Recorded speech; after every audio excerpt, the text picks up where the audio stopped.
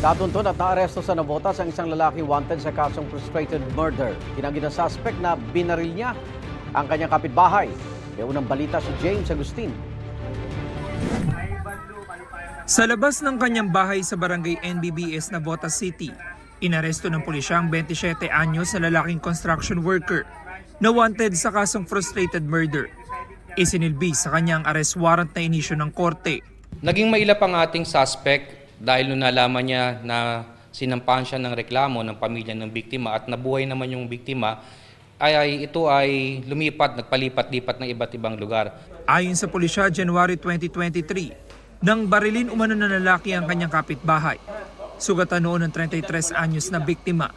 Ay itong biktima at ang suspect ay mayroong transaksyon na illegal at napikon po itong suspect dahil sa ginagawa po ng biktima na hindi po nagbabayad sa transaksyon ho nila. Transaction saan po ito, sir? May kinalaman to sa illegal na droga. Dati nang nakulong ang lalaki dahil sa kasong pagnanakaw. Kaugnay sa kinakaharap na kasong frustrated murder, itinanggi niya ito. Hindi po ako gumawa nun. Wala po akong kaalam-alam na ikukulong po ako. Saka nandun lang po ako nun sa looban, nag-cellphone lang po. Bakit ka kaya nakasuhan? Nakaway ko po kasi siya nun ng yung peke niya pong 1,000.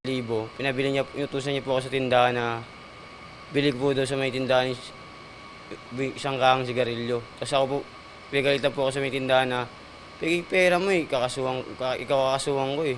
Kaya ako po siya inaway nun. Itinanggi rin ng lalaki na may transaksyon siya sa illegal na droga.